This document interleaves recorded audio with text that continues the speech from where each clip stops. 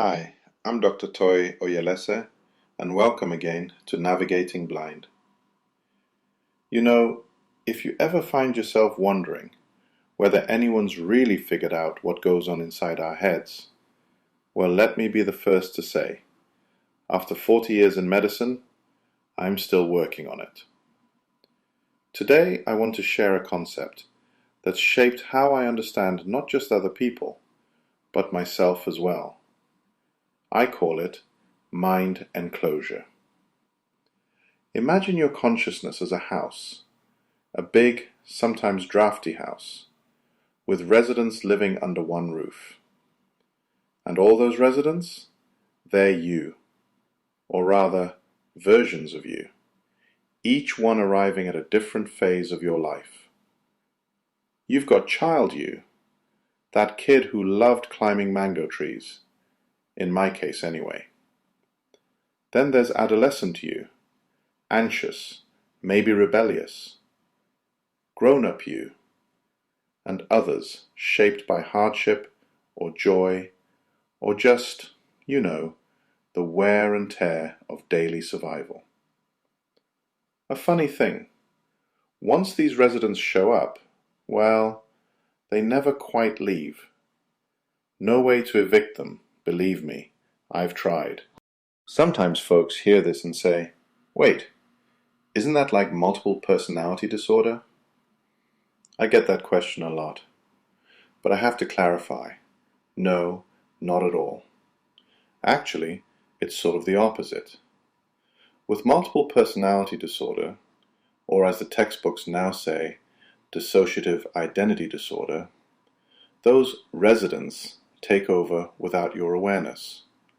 You lose time. You act and don't remember. There's a kind of blackout.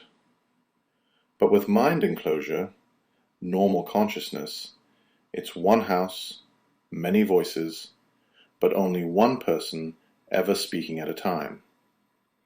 All these residents are just, offering their opinions. They react differently, depending on the situation. Maybe they bicker a bit, but only one gets to speak for the whole lot. In my own life, these residents have shown themselves loud and clear. I remember after my father died a long time ago, one voice, the protector, got a whole lot louder and more stubborn, I guess. Then there's still child Toye. He's not as quiet as I'd like. He pokes his head out when I'm embarrassed or, honestly, feeling a bit lost. And oh, the strategist, the planner, that one's always scheming for the next move, usually after midnight when I should be sleeping. Sometimes, especially early on, these voices felt like a crowd, each pushing for the steering wheel. In Yoruba culture, there's a saying, a house divided cannot stand. The real trick is not to pretend these voices aren't there. They are. The goal is to invite them all into the family meeting, so to speak, and get them talking to each other. Maybe not always agreeing, but living together without knocking holes in the walls. So, let's get a bit more practical. How do you spot these residents? For me, it's all about feelings. Not the big dramatic ones necessarily, but subtle cues that show up in your gut. When fear rises up, there's a resident behind it, whispering, or sometimes yelling, warnings. Confidence? Different resident. The urge to help? Yet another. Each distinct emotional state, in my experience, is like a different voice at the dinner table, making its argument. I have to say, a big turning point for me was recognizing these voices when I moved to Kelowna and was negotiating the lease for my first clinic. Let's call him Conniving Toye, the one who always wants a sneaky plan. He piped up in those discussions, pushing ideas about how to get the best deal, maybe playing up a bit of the old street smarts. Honestly, I tried to push that character aside. Felt a bit ashamed, actually. But the more I suppressed him, the more he found ways to sneak into my thoughts, usually at the worst time. It's like when you tell yourself not to think about pink elephants, and then that's all you see.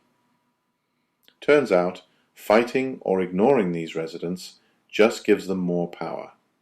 A bit like arguing with a stubborn uncle. Best thing is to let him speak, listen, and then make up your own mind. Over the years, I've mapped out some house rules, not written on the fridge, but always in the back of my mind. First, every resident deserves a seat. Doesn't matter if it's the proud achiever, or the wounded child, or, well, conniving toy. Denying one just creates trouble. Second, all must be heard. Self-awareness means catching those voices, even the ones you'd rather didn't exist. Third, feelings are the signal. If you're flustered or suddenly motivated to act, ask yourself, who's doing the talking? And fourth, reinforcement matters. Whichever resident you give attention to, by fighting or encouraging, tends to become dominant, your de facto spokesperson. Even if you're trying to lock them in a closet, attention is attention. Now here's where it all comes together, and where SW plus A plus T equals D. That's self-awareness plus attention plus thinking equals direction. I worked this out after years of watching my own internal parliament, if you want to call it that, try to elect a leader. Whoever you rehearse, listen to, or articulate most, wins the vote. If you're always giving airtime to fearful Toye, then he becomes your public face.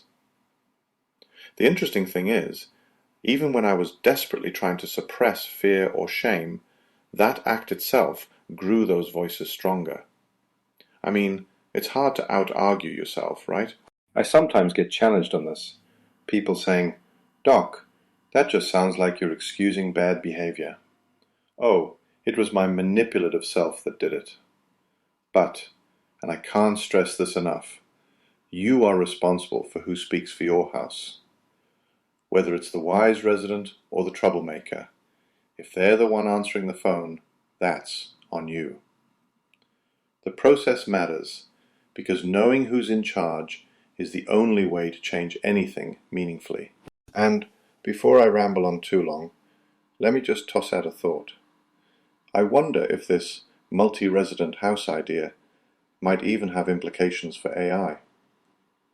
Sometimes I hear people say, machines should learn like us. But if our minds are really more like a committee than a command center, maybe our computers could learn a thing or two from healthy internal debate. Imagine if an AI could weigh options like we do, with various specialists taking the mic before a decision. Would it actually make them more human somehow? Or would we just be passing on our internal arguments? I really don't know, but it's a question that nags at me. Maybe one of you out there will put this model to the test someday. Alright, that's mind enclosure. Know your residents, accept them, let them coexist. Because peace and harmony in the house isn't everyone agreeing, it's everyone being heard. I'll dig into a more hands-on strategy next time. Be your own best friend. That's how I survived some really tough years in Toronto. No one else coming to save me, so I had to build a friend from the residents already in my house. Until then, survive first, then thrive. Thanks for joining me on Navigating Blind.